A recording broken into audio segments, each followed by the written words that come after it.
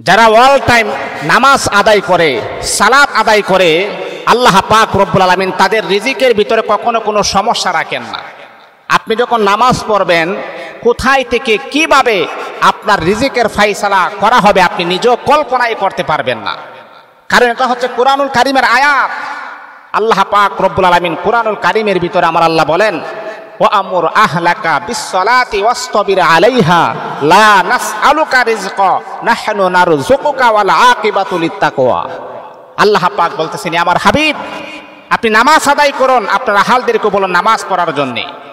আমি তো আপনার কাছে রিজিক চাই না, লা নাসআলুকা রিজকা, আমি তো আপনার কাছে রিজিক চাই না, আমি আল্লাহ পাক রব্বুল আলামিন আমি আপনাদেরকে রিজিক আমি দিই। আল্লাহু আকবার। এই জন্যে যখনই দেখবেন যে রিজিকের সমস্যা হচ্ছে, ঘাটতি হচ্ছে, তখনই আপনি নামাজে দাঁড়িয়ে যাবেন। আর সবচাইতে দামি এবং সেরা নামাজ হচ্ছে তাহাজ্জুদের নামাজ। যেই সময় আল্লাহ পাক রব্বুল আলামিন বান্দার অতি কাছে আমার আল্লাহ চলে আসেন, প্রথম আসমানে আমার আল্লাহ চলে আসেন।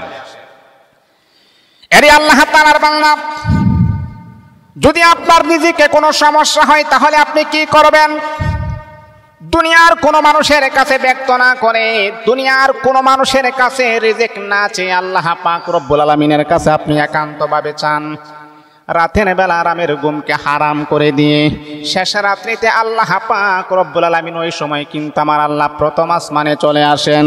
আল্লাহ পাক প্রথম আসমানে চলে আসার পরে বান্দাকে ডাকতে থাকে, ও আমার বান্দা তোমার কি এই সমস্যা?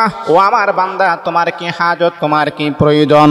দুনিয়ার কোনো মানুষের কাছে ব্যক্ত করো না, আমি আল্লাহ পাক রব্বুল আলামিনের কাছে চাও, আমি আল্লাহ কুদরতি ভাবে তোমার রিজিকের ফায়সালা করে দিব।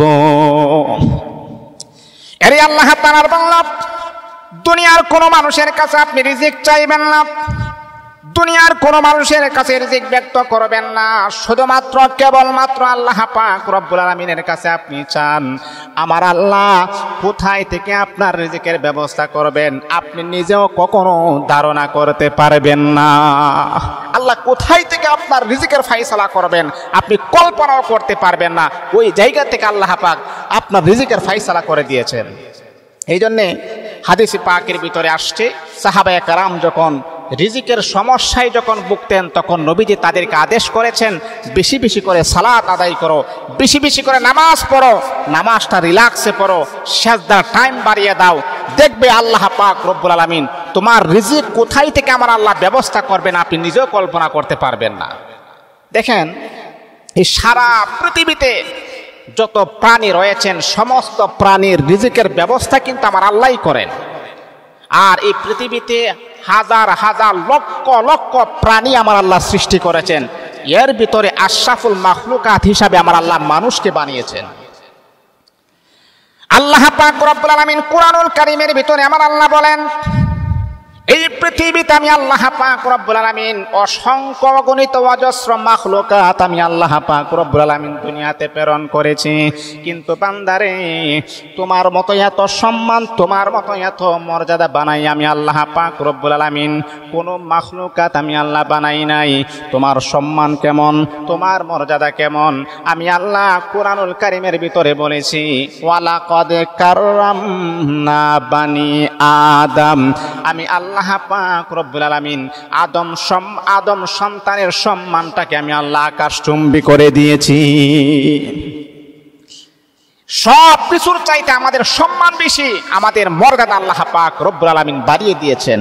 একটা পশু, একটা পাখির রিজিকের ব্যবস্থা যদি আল্লাহ পাক রব্বুল আলামিন করতে পারেন, আর আমরা হচ্ছে আশরাফুল মাখলুকাত, সৃষ্টির সেরা জীব, অবশ্যই আমরাও যদি আল্লাহ পাক রব্বুল আলামিনের কাছে চাওয়ার মতো চাইতে পারি আল্লাহ পাক আমাদেরকে দিবে, এতে কোনো সন্দেহ নাই ইনশাআল্লাহ।